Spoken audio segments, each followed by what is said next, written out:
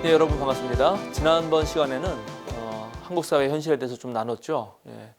일단 우리의 삶의 자리를 살피려면은 제가 자연 환경, 즉 물리적 환경과 그 다음에 우리 심리 상태, 그리고 그 심리 상태도 남과 관계 속에서 생기는 것이니까 이 사회를 분석할 필요가 있고, 그런 전체를 통틀어서 사회와 역사를 통틀어서 문화라고 부르고, 우리는 그런 문화적 세계 속에서 존재하고 있다.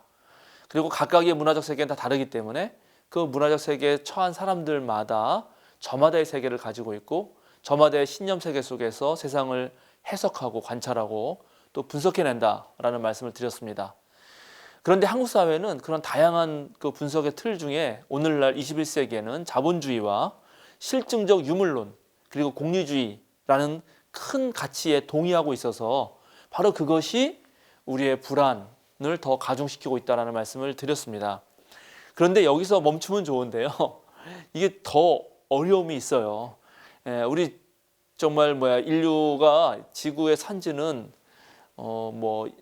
지금 호모 사피엔스 같은 경우는 20만 년이 훨씬 넘었을 거고, 그 다음에 영장류까지 따지면은 몇백만 년이지만 그 몇백만 년의 변화보다 지난 1세기, 또 지난 1세기의 변화보다 지난 30년, 지난 30년의 변화보다 최근 10년의 변화가 훨씬 더 빠르다는 것입니다. 그리고 그때 그 빠르게 변화하는 세상이 몰고 올 세상을 우리는 4차 산업혁명이라고 불러왔습니다. 여러분 다 들어보셨을 거예요. 이런저런 책들도 찾아보셨을 거 생각하는데, 4차 산업혁명이라는 말을 들으면 떠오르는 말들이 있죠. 그 말들은 사물 인터넷, 그 다음에 빅데이터, 인공지능, 우리 이세돌 구단하고 이 바둑 둔 것으로 유명한 알파고 사건을 통해서 이 인공지능이 얼마나 대단한가를 우리가 아주 몸으로 느꼈잖아요. 그 다음에 5G와 가상현실, 또 자율주행 자동차, 그 다음에 스마트 팩토리, 로봇공학 등등 4차 산업혁명이 표현하는 것은 무척 많습니다. 이것이 몰고 올 세상의 변화는 그야말로 엄청나죠. 예를 들어서 스마트 팩토리 같은 경우는 이제 공장의 모든 시설을 인공지능이라든지 로봇으로 대체한다는 것인데요. 예를 들어서 지금 이 스마트 팩토리에 있어서는 독일이 현재 가장 앞서가고 있습니다. 독일에 옛날에 1년에 50만에서 60만 켤레를 만들어내는 아디다스 신발 공장이 있었습니다. 그 공장에서 옛날에는 600명 정도 일했거든요. 그런데 그 공장을 완전히 스마트 팩토리로 바꿨어요. 그랬더니 몇 명이 거기서 근무하게 됐나? 여러분 놀라지 마십시오. 단 6명입니다. 6명이 1년에 50만에서 60만의 신발을 만들어낼 수 있는 체제를 만든 거예요. 그러니까 그렇게 세상은 바뀌고 있고요. 사물 인터넷이라고 하는 거, 이거는 또 엄청난 거죠. 사물 인터넷이라고 하는 것은 결국 제가 지난 시간에 말했던 이 실제 세계의 어떤 물건들이 사유하는 정신을 갖는다는 거예요. 우리가 영화라든가 드라마 같은 데서 종종 보지만 우리가 냉장고 앞에 섭니다. 그럼 냉장고가 이제 인터넷에 연결되어 있어서 인공지능이 장착되어 있어요. 그러면 내 상태를 보고 내 몸에 혈당 같은 걸 쫙 체크를 해요. 그리고 자기 안에 냉장고에 품고 있는 그런 남아있는 재료들, 식료품 재료들을 축 스캔을 한 다음에 오늘 주인님께서 몸의 상태가 이러함으로 지금 내가 가지고 있는 호박과 당근 이런 걸 가지고는 된장찌개를 끓이는 것이 가장 좋을 것 같습니다라고 안내를 하는 거죠. 그죠? 차에 탔는데 우리 차의 뒤 시트에 그런 내 몸을 감지하는 기능이 있어서 지금 운전하다가 피곤한 상태가 됐으니까 빨리 한 10분 정도 쉬었다 가는 게 좋겠다고 자동차가 나에게 알려줍니다. 이런 세상이 머지않아 올 거라는 거죠. 그런데 이 4차 산업혁명의 그 다양한 형태, 그리고 드러나는 모습, 그것을 가만히 꿰뚫어 보면 4차 산업혁명은 뭘 하자는 거냐 하면은 사실은 기계가 인간을 닮아가자는 것입니다. 원래 기계는 인간이 사용하려고 만든 거예요. 그러니까 무슨 말이냐면 인간은 몸이 유한하기 때문에 이 몸을 연장하기 위해서 나 혼자서 예를 들어서 삽으로 땅을 파면 너무 힘들잖아요. 근데 그거를 굴삭기가 와서 파주면 훨씬 쉽단 말이죠. 그러니까 굴삭기를 만든 이유는 내가 노동하는 그 노동을 기계를 통해서 훨씬 더 잘할 수 있도록, 즉 내 몸의 연장이었던 거예요. 인간의 몸의 연장. 그런데 그렇게 만든 기계에게 이제 인간의 정신까지 심겠다는 것이 4차 산업혁명의 가장 핵심적인 문제입니다. 그러면 이렇게 되면 뭐가 문제인가? 이 4차 산업혁명을 이뤄내려고 하는 사람들, 그런 기업들도 무엇을 연구해야 되는가 하면은 사람의 정신이라는 게 뭐지? 사람의 마음은 어디에 있는 거지? 여러분 마음 어디에 있습니까? 많은 사람들이 여기를 말하겠죠. 가슴이 있다고, 하트. 그러나 현대 연구에 의하면 여기 있잖아요. 마음은 뇌에 있는 거예요. 뇌에. 그럼 뇌란 무엇인가? 뇌는 어떻게 작동하지? 바로 이것이 인공지능이겠죠. 이런 연구들이 훨씬 더 발달하고 다시 한번 이제 묻게 되는 것입니다. 사람의 사람다움에 대해서 말이죠. 그래서 저희 노스이스턴 대학, 미국의 노스이스턴 대학의 그 총장이신 조지프 아운 교수가 있는데, 그 교수가 로봇 프루프라고 하는 책을 냈어요. 이게 뭐냐면 로봇은 할 수 없는 뭐 이런 뜻입니다. 그 책 제목은. 그런데 이제 그 책이 한국말로도 번역이 됐는데 그 AI 시대의 고등교육인가 아마 그렇게 번역된 것 같아요. 제 기억에. 근데 그 책에 보면은 이제 AI, 즉 4차 산업혁명이 몰려오는 시대에 대학교에서는 무엇을 가르쳐야 되는가를 다루고 있는 책입니다. 조지 파운 교수가 말하는 세 가지가 있었는데 그 중에 하나는 바로 데이터 문해력, 데이터를 해석하는 능력을 가르쳐야 된다는 거죠. 당연히죠. 빅데이터야말로 지금 엄청난 그 변화를 몰고 오고 있으니까요. 지금도 우리가 이미 뭐 빅데이터 기반에 살고 있습니다. 여러분 알라딘에서 또는 교보문고에서 책을 사면은 여러분이 산 책의 성향을 빅데이터가 쌓아놓은 데이터가 딱 인공지능이 알아채고 다음에 당신이 살만한 책을 소개해 주잖아요. 옆에 막 그런 게 막 떠요. 다 알고리즘에 의해서 뭐 유튜브도 마찬가지고 그렇게 하고 있습니다 이미. 그래서 데이터 문해력이 필요하고, 또 하나는 이런 새롭게 생기는 기술들을 다룰 수 있는 테크니컬 리터러시, 즉 기술적 문해력이 필요하다는 거죠. 이 두 가지는 금방 이해됩니다. 그런데 이 조지 파운 교수가 또 하나 강력하게 말하는 것이 바로 휴먼 리터러시, 인간에 대해서 이해해야 된다는 거예요. 당연하죠.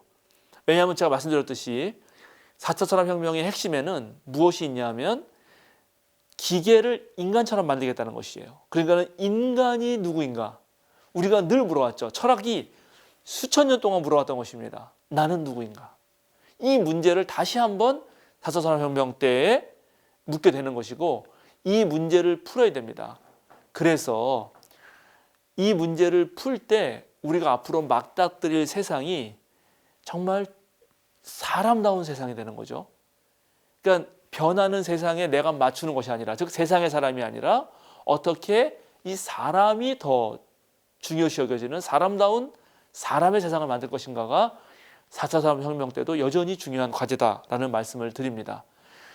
그래서 현재 한국 사회의 현실과 지난번에 말씀드렸던, 그리고 새롭게 펼쳐질 이제 다가오는 4차 산업혁명 미래를 두고 우리는 계속 불안에 떨며 사는데, 그럴 때 그런 불안을 어디에서 조금 하나의 해결책을 찾아보겠는가 하는 것이고, 저는 오늘 그런 우리들의 선생님으로 여러분에게 공자와 장자를 모십니다. 일단 공자는 그의 제자들이 편집해낸 논어라는 책이 있고요. 장자에게는 또 그의 제자들이 아마 했겠죠. 장자가 직접 썼을 수도 있습니다만 어쨌든 장자라고 하는 서물이 있습니다. 그 책들을 통해서 그들의 이야기를 들어보고 그것이 오늘날 우리 사회를 살아가는데 하나의 길이 될 거라 생각합니다. 그런데 기본적으로 논어와 장자 이런 책들은 기원전 뭐 500년, 또 뭐 300년 뭐 이런 아주 옛날 이야기예요. 지금으로부터 2000년이 훨씬 더 된 책들이죠. 와, 그런 책들이 과연 지금 21세기 이런 개화된 시기에 필요한가? 이런 질문을 할 수가 있습니다. 그런데 저는 강력하게 필요하다 이렇게 얘기하는 사람이에요. 이런 책들을 우리는 뭐라고 부르냐면 고전이라고 부르죠. 고전. 고전은 무엇인가? 제가 물어봤더니 이제 옛날에 대학교 강의할 때 학생 하나가 좀 멋있는 말을 하던데, 고전은 누구나 알고 있지만 아무도 읽지 않는 책이라고 얘기하더라고요. 그럴싸한 얘기입니다. 너무 재밌어요. 그러나 고전은 사실은 오랜 인류 역사 속에서 명맥을 다하지 않고 살아남은 책이라고 할 수 있습니다.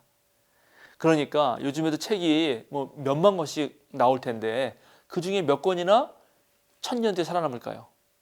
쉽지 않죠. 그런데 고전은 몇천 년을 걸쳐서 인류에게, 즉 인류의 신념과 상상의 세계에 자극을 줬던 책입니다. 그래서 고전은 오히려 현재에도 살아있는 옛 이야기라고 할 수 있습니다. 그래서 제가 고전을 여러분에게 소개하려고 하는 것이고, 또 하나 고전이 중요한 것은 역사에 대한 저의 이해 때문에 그렇습니다. 막스라든가 또는 헤겔의 이런 진보적 역사사관을 가진 사람들은 역사는 차근차근 천천히 발전하는 것이다 라고 하는 직선론적 시간관을 가지기 쉬워요. 근데 저는 그렇게 생각하지 않습니다. 역사가 발전하는 것이라면 그럼 과거의 것은 다 쓸모없는 것이 되잖아요. 근데 역사는 발전하는 것이 아니라 저의 주장은 역사는 쌓이는 것이다. 이게 저의 주장입니다. 그러니까 역사는 무엇이냐 하면 아까 말씀드린, 여러분 지난번에 말씀드린, 잘 기억하셔야 됩니다. 전 세계 인류는 각각의 세계를 가지고 있어요. 우리는 무슨 그것을 큰 틀에서 문명권을 나누기도 합니다. 그죠? 세계 4대 문명이 있잖아요. 뭐 이집트 문명이라든가 메소포타미아 문명이라든가 황하 문명이라든가 인더스 문명, 이렇게 큰 틀로 나눌 수도 있어요. 그런 각각의 문명권들이 각각의 삶에서 아주 엄청난 지혜들을 가지고 살아왔습니다. 그것들이 역사의 지층에 켜켜이 쌓여 있어요. 그 쌓여 있는 것들이 무슨 보물처럼 덮여 있는 거예요. 자, 그런데 그 쌓인 것들을 21세기 사람들이 펼쳐서 꺼내서 펼쳐보면 이게 우리와 전혀 다른 시대이기 때문에 오히려 우리 시대 사람들이 보지 못하는 것을 보게 하는 역할을 한다, 이것입니다. 그러니까 역사는 발전하는 것이 아니라 쌓이기 때문에 어느 시대에 못 푼 문제를 다른 시대의 지혜를 가지고 풀 수 있다는 것이 저의 생각이에요. 아무리 시간적으로 현대라 하더라도 낡아빠진 생각이 있는 것이고요. 아주 낡아빠진 옛날 시대라 하더라도 현대보다 훨씬 더 혁신적인 생각이 있는 것입니다. 그래서 오히려 이렇게 불안에 떠는 오늘 현대인들에게 저는 공자와 장자가 큰 어떤 지혜를 줄 거라 생각합니다. 흔히 공맹과 노장이라고 부르죠. 유교, 유가는 대표가 공맹이고 노장은 대표가 노자와 장자입니다. 공자와 노자 시대를 같은 시대로 보고 맹자와 장자 시대를 같은 시대로 보는데, 그래서 공자를 말하면 노자를 말해야 될 것 같지만 저는 오늘 그렇게 말하지 않겠습니다. 또 노자는 장자와는 사실은 상당히 다른 사람이고, 현대 그 동양 철학에서 옛날에는 노장을 한 무리로 넣었지만은 그렇게 한 무리로 넣을 수도 없을 정도로 많은 차이가 있기 때문에 오히려 저는 이쪽에서는 공자, 그리고 이쪽에서는 장자를 택했습니다. 자, 그러면 제가 왜 그러면 공자와 장자를 가져오냐면은 바로 공자와 장자가 살았던 시대가 사실 오늘날 시대와 비슷하기 때문입니다. 제가 그 예를 하나 들어드리겠습니다. 여기 제가 춘추전국 시대라는 그런 시대인데요. 춘추전국 시대는 오늘날로 말하면 전쟁과 사륙, 폭력의 시대라고 할 수 있습니다. 여기 예기 단궁이라고 하는 편에 나오는 하나의 고사를 얘기해 드리겠습니다. 여기 화면에는 한자로 뜨겠지만 제가 말로 잘 설명해 드리겠습니다. 공자가 태산 옆을 지나가고 있었어요. 공자가 태산 측. 근데 거기 한 부인이 아주 그 묘에서 슬피 울고 있는 거예요. 한 묘자리에서. 근데 이제 공자가 이렇게 지나가다가 그거를 보고 저 사람이 왜 저렇게 슬피 우나 해가지고 잠깐 수레를 멈추게 하고 수레를 딱 붙잡고 자기 제자인 자로를 시켜서 묻게 했어요. 어떤 연유가 있길래 저 여인이 저렇게 슬피 우는가. 그래서 이제 자로가 딱 달려가서 물었어요. 그대 울음소리를 들어보니까 이게 보통 슬픈 게 아니다. 무슨 아주 어려운 일들을 여러 번 이렇게 당한 것 같다. 이렇게 물어요. 그랬더니 이 여인 내가 하는 말이, 그렇습니다. 내가 옛날에 우리 시아버지가 호랑이에게 물려가서 돌아가셨고 또 내 남편도 호랑이에 잡혀가서 죽었는데 이번에는 내 자식마저도 호랑이에 물려가서 죽고 말았다. 이렇게 말을 하는 거죠. 그러니 얼마나 정말 슬픔이 크겠어요. 정말 큰 슬픔이지. 그러니까 이제 공자가 물어요. 그런데 왜 이 동네가 아마 이 호랑이가 많아가지고 이 동네 살기가 어려울 모양인데, 우리나라도 옛날에 호환마마라 그랬잖아요. 호환마마? 호랑이에 의한 환란이니까 우리나라도 호랑이 왕국이었기 때문에 호랑이에게 하여튼간 피해를 입는 경우가 많았단 말이죠.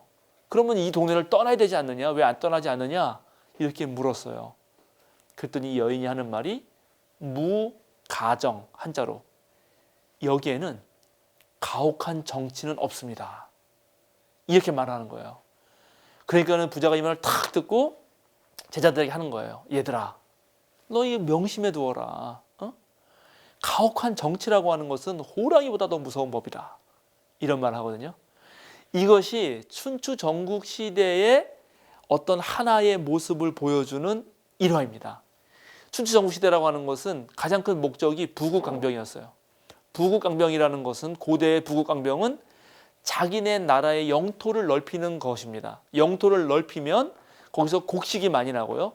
곡식이 많이 나면 사람들이 몰려오고 그 사람들을 또 이용해서 다시 농사를 져서 또 영토를 넓히고, 그리고 그 사람들을 전부 다 전쟁에 내보내서 강병, 병사를 강하게 할 수 있잖아요.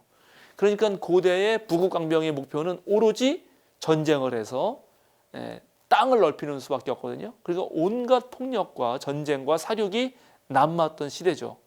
그런 시대에 빌붙어 가지고 어떻게 하면 더 전쟁을 잘할까를 연구하던 일단의 무리가 있었는데, 그것이 병가죠, 병가.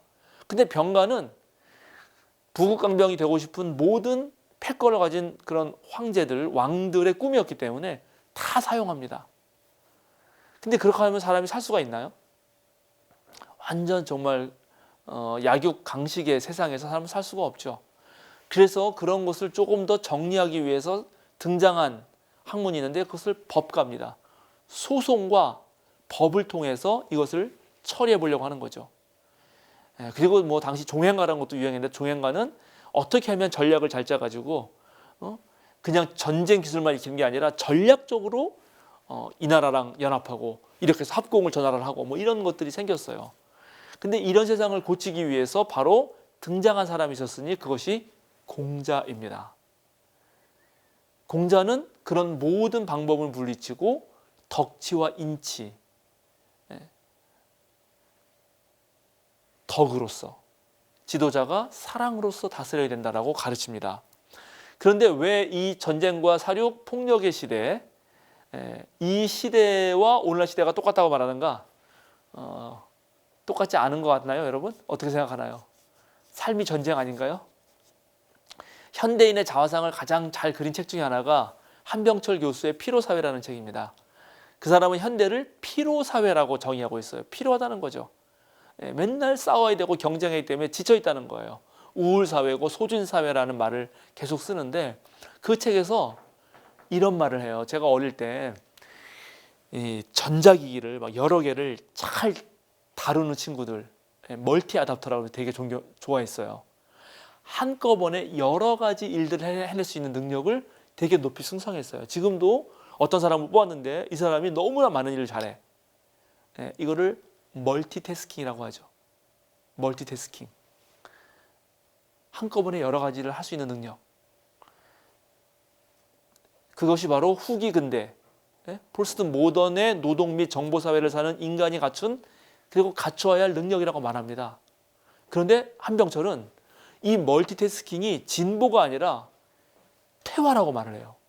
이게 대단히 중요한 말인데, 그러면서 예를 드는 게, 멀티태스킹은 수렵 자유구역의 동물들 사이에서도 광범위하게 발견되는 습성이라는 거예요.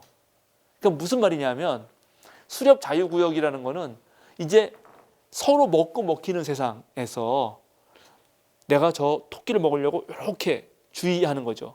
근데 토끼를 잡아먹으려고 이렇게 주의하는 순간 또 다른 나보다 더 센 놈이 나를 어떻게 해요? 공격할 수도 있잖아요. 그래서 그런 것들을 살피면서 이렇게 한꺼번에 저것도 잡아먹어야 되고 나를 공격하는 것도 살펴야 되는 그런 시대의 능력이라는 것입니다. 그러니까 왜 후기 근대가 여러분들에게 멀티태스킹을 요구했나? 그것은 이 사회가 정말 제대로 차분히 살지 못하고 그렇게 주의를 온갖 데 쓰면서 살아야지만 사는 세상이 되었기 때문이고, 그리고 그런 사회에서 인간은 필요할 수밖에 없다. 그리고 이런 똑같은 상황이 바로 제가 생각하는 춘추전국 시대와 비슷하다는 것입니다. 그래서 한병철은 이제 검색하는 인간이 아니라 사색하는 인간을 요청하거든요. 그리고 이런 말을 합니다. 제가 이 말을 함으로써, 또 설명함으로써 이번 시간을 마치려고 합니다. 사색적 삶은 아름다운 것과 완전한 것이 변하지 않고 무상하지도 않으며 인간의 손이 미치지 않는 곳에 있다는 존재 경험과 결부되어 있었다.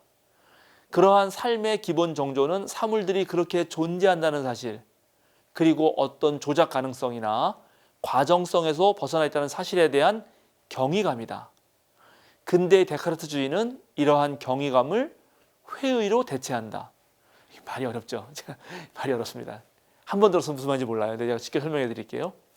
옛날 사람들은 무엇이 존재하면 그 존재하는 것 그 자체로 거기에서 아름다움을 느끼고 거기에서 위대함을 느꼈다는 것입니다. 그런데 어느 순간부터 우리가 아까 말한 대로 도구, 자본에 의해서 도구로만 사용하다 보니까 그것을 연 것이 이제 데카르트인데 어떤 면에서는 그 대상을 회의하는 대상으로 만들었기 때문에 그런 걸 잃어버렸다는 거예요. 차분히 생각할 수 있어야 되는데 그런 걸 잃어버린 세상에서는 존재에서 느끼는 경의가 상실된 거죠. 하나만 더 읽겠습니다. 그러나 사색의 능력이 반드시 영원한 존재에만 묶여있는 것은 아니다. 떠다니는 것, 잘 눈에 띄지 않는 것, 금세 사라져버리는 것이야말로 오직 깊은 사색적 주의 앞에서만 자신의 비밀을 드러내는 것이다. 또한 긴 것, 느린 것에 대한 접근 역시 오랫동안 머물 줄 아는 사색에서 가능하다. 여기 지금 이 사람 말하는 거 보세요. 눈에 띄지 않는 것, 떠다니는 것, 금세 사라져버리는 것, 긴 것, 느린 것. 이런 모든 것을 파악하는 능력은 사색에서만 가능하다는 거예요. 그런데 전쟁과 경쟁과 또 이렇게 자본주의, 제가 말하는 실질적 유물론, 공리주의 사회에서 계속 치고받고 살아야 되는 상황 속에서 이런 모든 것을 놓치고 만다 라고 현대 철학자가 말해주고 있습니다. 자, 그러면 이제 이런 것들을 붙잡기 위해서 비아 액티바, 그냥 자기를 소진하는 활동적인 삶에서 어떻게 비아 컨템플라티바, 사색하는 삶으로, 어떻게 인간다운 삶으로 갈 수 있을까? 공자는 뭐라고 말할까? 그것은 다음 시간에 듣도록 하겠습니다. 감사합니다.